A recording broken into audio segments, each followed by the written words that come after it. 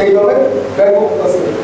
তারা কি বলছে আমি তো তাদেরই দেখলাম ফেসবুকে এইভাবে গত 3 দিন যাবো ফেসবুকে নিয়ে চিন্তা করবো কারণ বিজেপিটাও আইন প্রকাশ ডিজিটাল বিজ্ঞানকে জনগণের কাজ করতে দিচ্ছে।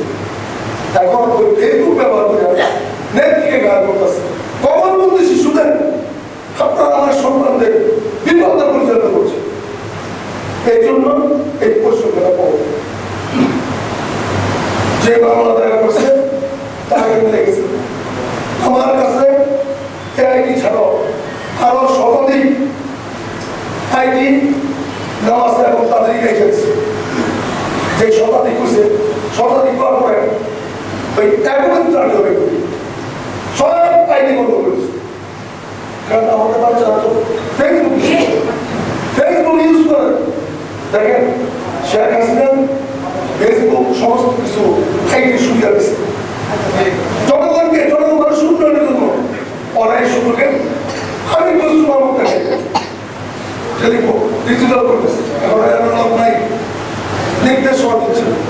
এই জন্য গত 2 দিন যাবো বিশ্বাস করুন আমার এক বন্ধু নারায়ণকে বসবাস করেছিল 3 বছর আছে তার নাম বলবো না আর ওরা কাছে না করছি না অনেক কিছু তার নিরাপত্তা করবো পশুটা হচ্ছে 2টা আমাকে ফোন করে দাদা আপনাকে আছে আপনি কি করেন না সব বলবো গাড়ি একটা ছোট বলবো আপনাকে খুব কেন টাকা লাগছে সাবেক ছাত্রলীগের 7-8 যেতে হবে। আমি কি যাবো না যাবো আমি বললাম কে ফোন করছে নাম শুনো সে আবার শিশু যাও যদি জিজ্ঞেস করে বাবা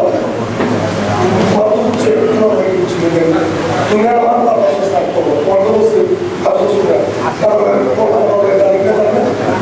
অসুস্থ তুমি তোমার তোমার সংগঠনের কিছু ঢাকাতে করো সেই প্রাইভেট কাম নিয়ে শাহবাগে 50 গেছে গিয়ে তোমার সারাত্র পাড়া দিচ্ছে। আমি তো ভাড়া দিচ্ছি তার সাথে আমার সাথে আগ্রহ নেতা আমি তাকে দেখা এই ওরা পরিকল্পনা করছিল আমার হলের ছাত্রদের ছাত্রদের পিঠে গেছে আমরা সাবেক ছাত্রলীগ স্বেচ্ছাসেবক লীগ যুবলীগ ছাত্রলীগের সব ওরা ক্যান্টনমেন্ট ঘেরাও করবো ওরা সচিবালয় ঘেরাও করবো প্রধানমন্ত্রী চলে ঘেরাও করবেন প্রেস ক্লাব চত্বর ঢাকা সহ ওদের পরিকল্পনা আমি কিন্তু পরশুদিন শোনার পত্রিকা টিভি দেখার পত্রিকা আমি পরশুদিন আমাদের 25 নম্বর ওয়ার্ডের সভা ছিল 25 নম্বর ওয়ার্ডে আমি যে বক্তব্য রাখছি ওইটা আপনি একটু দিন রাখছি। তারপর গতকালকে বক্তৃতা সংসদে মিটিংয়ে বক্তব্য রাখছি যারা সত্য কি করবো সত্য কথা বলতে গেলে তো বিএনপি জামাত ওই কমলমন্ত্রী শিশুদের সাথে মিলা সারা দেশে একটা বড়টার কথা বলতে করুন আমরা তো এমনি শেষ নেত্রীর শেষ নির্দেশনার জন্য বাস্তবায়ন করবো। নেত্রীকে যারা ব্যাখ্যা দেওয়ার ভালোর চেষ্টা করে অন্তত আপনার কথা সহযোগিতা আপনাদের করা উচিত এবং এখানে কি অবস্থা আমি কেন কথা বলবো কথা বলেন নেত্রীকে এখানে অনেক রাজনীতি কি বলবো রাজনীতি নোংরা হয়ে গেছে আপনারা এই বিষয়টা দেখবেন।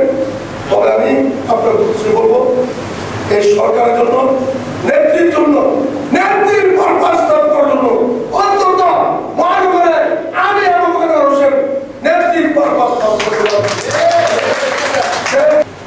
আপনারা কি বুঝে বলছেন বক্তব্য সাব্যস্ত করেন দেশ চালিয়ে দিচ্ছে মায়ের মুখ খালি করছে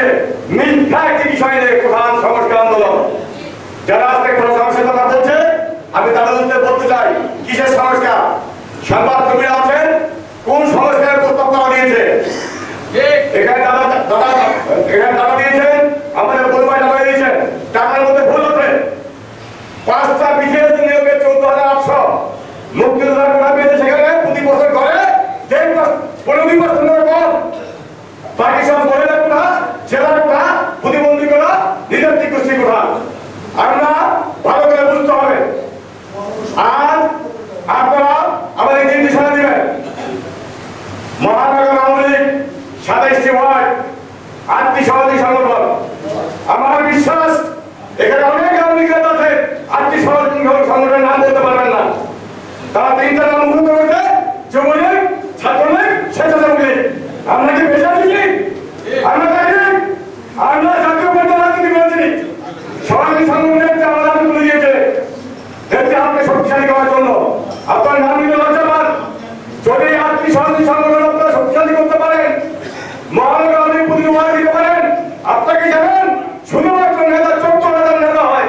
14,000 নেতা মহানগরের 27 ওয়ার্ডে সকল সহযোগী মিলা হয়। আজকে কত হাজার লোক এখানে? কয়টা লোক? কেন? এই জবাবটা আপনাদের করতে হবে। কেন আন্দোলন সৃষ্টি করছে? কেন বাধা সৃষ্টি করছে? কেন আপনারা জবাব মানছেন না? আজকে আমাদের বুকের উপরে পা দিয়ে কথাই বলতে আন্দোলন করে। কিসের আন্দোলন? কিসের সমস্যা? বঙ্গবন্ধু কয় না, বঙ্গবন্ধু দেখানোর পথে পিছিয়ে পড়া মানুষকে সামনে এগিয়ে নেওয়ার জন্য, সমাজে প্রতিষ্ঠা করার জন্য এই কোটা পদ্ধতি প্রবর্তন করেছেন। সেখানে আর কেউ সুবিধাভোগী বঙ্গবন্ধু আত্মকে কোথায় চাকরি পান, তাহলে কেন নামবে? এরা একটি সাইনবোর্ড নিয়ে নেমেছে। এই কোটার বিষয়টা 2018 সালে শেষ হয়ে গেছে। সংবাদকর্মী এখানে আছেন, আপনাদের মধ্যে অনেকে আজকে চেহারা আপনাদের করেছেন। আমি নিজেও সংবাদকর্মী, আপনারা অনেকেই জানেন আমি ছোটখাটো লেখালেখি করি। একজন সংবাদকর্মীর কাজ এটা হতে পারে না। আপনার সত্য তুলে ধরেন। 2018 সালে যখন আন্দোলন হয়েছে, বঙ্গবন্ধু প্রজ্ঞাপনের মাধ্যমে কোটা পদ্ধতি বাতিল করেছিল, ঠিক কিনা? সেই কোটা পদ্ধতির বিরুদ্ধে যখন বাতিল করেছিলেন, একটি পক্ষ কোর্টে মামলা করে। সেই মামলায় আদালত আদেশ দেয় কোটা পদ্ধতি বহাল করার জন্য। সরকার আবার আপিল করলেন। যারা কোটা আন্দোলন করছেন তারা কেউ আদালতে যান নাই। কেন জানেন নাই? আপনারা যখন কোটা পদ্ধতির পক্ষে থাকেন, আপনাদের অধিকার আদায়ের জন্য আপনাদের আদালতে যাওয়া দরকার ছিল। আপনারা আদালতে যাননি। কেন জাননি? আমার প্রশ্ন। অতঃপর সরকারের রায়ের বিরুদ্ধে আপিল করলেন। সেক্ষেত্রে সরকার আপিল করলো, কোটা পদ্ধতি বাতিল করার দাবিতেই আপিল করলো, এরা আপিল করলো। কিন্তু আদালত বললো কোটা পদ্ধতি পুনর্বহাল করতে হবে। এটা আমাদের সংবিধানে বলা আছে। আজকে যারা কোটা বিরোধী আন্দোলন করছে তারা সংবিধান মানে না, সংবিধান বুঝে না, আইন বুঝে না। বঙ্গবন্ধুকে আমার সন্তান তুলে সন্তানকে রাস্তায় নামিয়ে দিয়েছে। আজকে রক্ত হচ্ছে। আপিল হলো, অতঃপর সরকার আপিল করলেন। সে আপিল কি হলো? বললো হাইকোর্টের পূর্ণাঙ্গ রায় আসে না পর্যন্ত 30 দিন স্থগিত, এবং রায় বললো কোটা পদ্ধতি স্থগিত। তখন তারা ঘরে ফিরল না। কেন ফিরল না? এর মনে কেন আছে? 14 তারিখের ঘটনা, বন্ধু থেকে মার্কিন যুক্তরাষ্ট্র থেকে বললো দুজনকে হত্যা করা হয়েছে। এটা সুদূর প্রসারী চক্রান্তের একটা অংশ। শেখ হাসিনার পায়ে তো নরম নয়, অনেক শক্ত পা। শেখ হাসিনা আল্লাহ ছাড়া কাউকে ভয় করে না। ন্যায্য অধিকারের জন্য, ন্যায়তার জন্য, সেক্ষেত্রে সব কিছু করেন।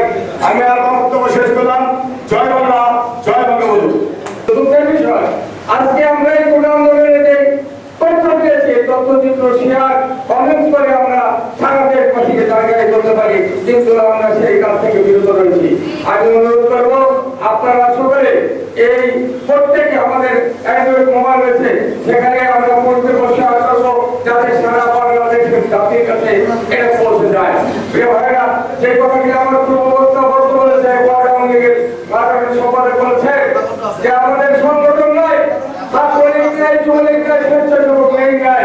আমরা 2001 সালের পর থেকে এই আমাকে বলছি, কিন্তু কেন জানি আমরা এগোতে পারছি না।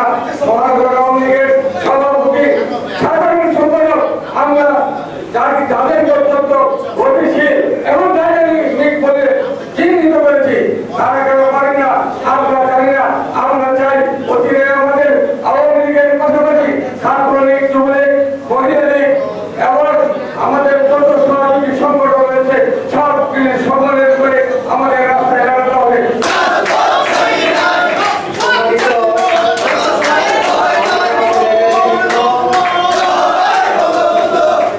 বিভিন্ন মাঠ থেকে আওয়ামী লীগের সভাপতি, সাধারণ সম্পাদকবৃন্দ,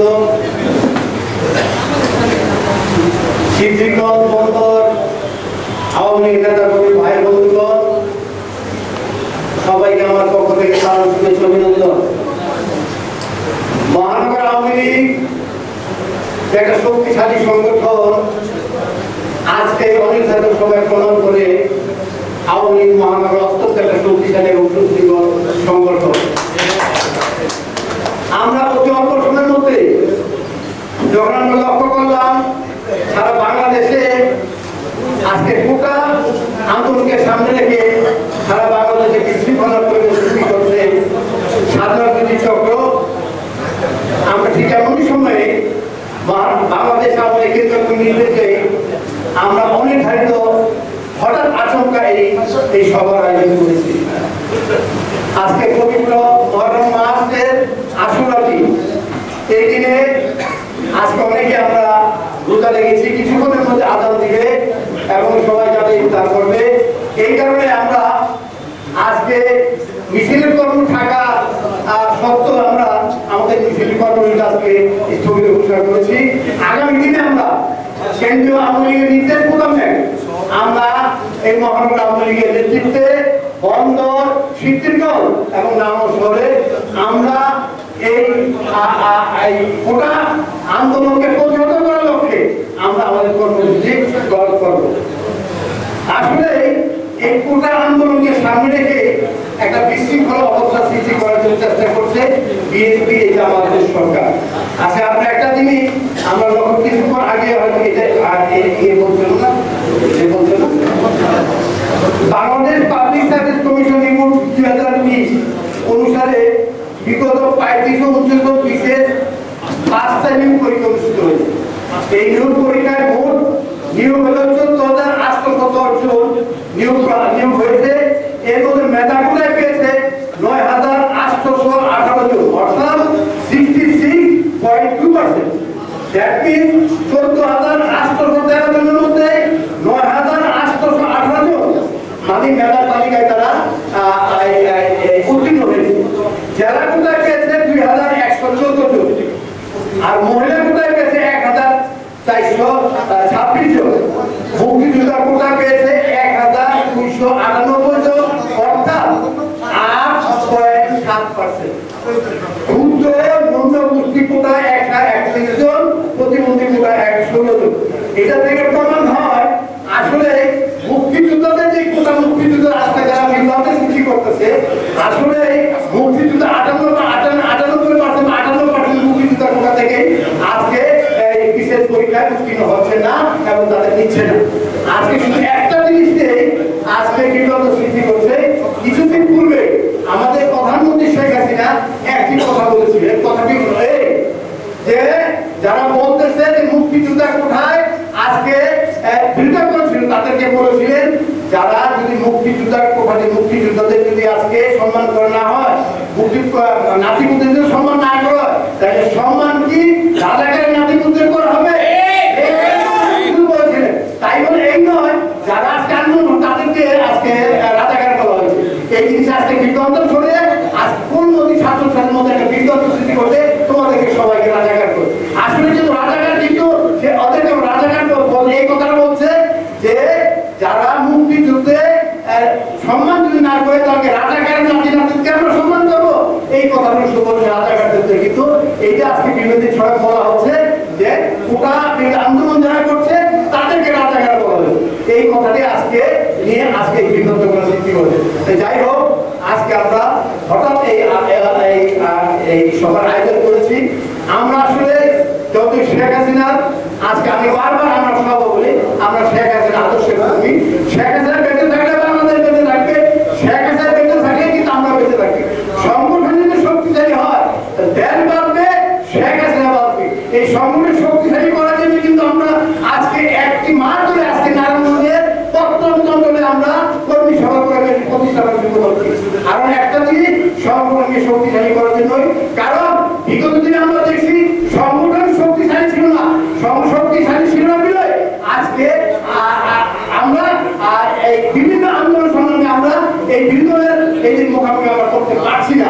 তাই জনসংখ্যার নির্দেশ সংগঠন শক্তিশালী করার জন্য, আর এ কারণে কিন্তু আমরা সংগঠন শক্তিশালী করার জন্য চেষ্টা চালিয়ে যাচ্ছি। আমরা এই জায়গায় আজকে আলোচনা, এই জায়গায় সিদ্ধান্ত আজকে বিএনপি জামাত যে হঠাৎ সিদ্ধান্ত নিয়ে আজকে কিছুক্ষণ আগেও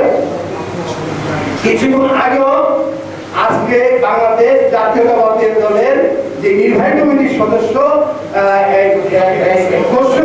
খসরু সাহেবের যে একটা কথোপকথন সেটা আপনারা দেখেছেন, নির্বাহী কমিটির সদস্য তারা এইভাবে আজকে করে সারা বাংলাদেশকে অরাজকতা সৃষ্টি করার জন্য তারা সুযোগ দেওয়ার জন্য তারা বারবার এই চেষ্টা করে। এর আগেও তারা করেছে। এর আগে মান্নার সাথে আজকে আমেরিকাতে সাথে গুছানি পর একটা কথা বলতে করায় সে মান্য ধরা পড়ে গেছে। তাই সাথী বন্ধু তারা কিন্তু আজকে বিভিন্ন সময় এই ষড়যন্ত্রকে প্রতিহত করার জন্য আজকে আওয়ামী লীগ মহানগর আওয়ামী লীগ সরকার আমরা আসি তো আজকে পাঠিয়ে আনার জন্য, শেখ হাসিনা আন্দোলনকে ব্যবহার করার জন্য, জামাতকে আজকে মোকাবিলা করার জন্য আজকে আমরা সবাই একমত আছি। মহানগর আওয়ামী লীগ শক্তিশালী আছে। আগামী দিন জননেত্রী শেখ হাসিনা তাকে অপেক্ষা আমরা রইলাম। জননেত্রী শেখ হাসিনা আগামী দিনে যে কর্মসূচি দেবে সেই কর্মসূচি আমরা ঐক্যবদ্ধভাবে মোকাবেলা করে আজকে জামাত সরকারের প্রতিহত করে বাংলাদেশে শেখ হাসিনার সরকার আমরা প্রতিষ্ঠা করব এই আশা পূরণ করে আপনারা যারা আজকে এখানে আসছেন আমাদের ডাকে আজকে হঠাৎ আমাদের এই আলোচনা সভা এই সিদ্ধান্তটা আমরা নিয়েছি। এই কারণে আপনারা যারা আসছেন মহানগর আওয়ামী লীগের পক্ষ থেকে আপনাদের সালাম শুভেচ্ছা অভিনন্দন। আপনাকে বারবার বলছি আপনার এলাকায় গিয়ে আজকে যার যার সংগঠনকে শক্তিশালী করার চেষ্টা করুন। আপনারা যার যার এলাকায় আজকে বসেন বৈশা এই কোটাবির আন্দোলন কিভাবে আজকে নস্যাৎ করা যায় সেই ব্যাপারে আপনারা চেষ্টা করেন। আমরা আপনাদের সাথে আছি নিয়ে আগামী দিনে আমরা আন্দোলন সংগঠন করব। সবাইকে ধন্যবাদ। কেন্দ্রের নির্দেশ মোতাবেক আমরা যে কর্মসূচি দিব সেই কর্মে আমরা সবাই সক্রিয়ভাবে অংশগ্রহণ করবো এই আশা পোষণ করে আমি আপনাদেরকে আবার ধন্যবাদ জানিয়ে আমি আমার বক্তব্য শেষ করলাম। সবাইকে ধন্যবাদ।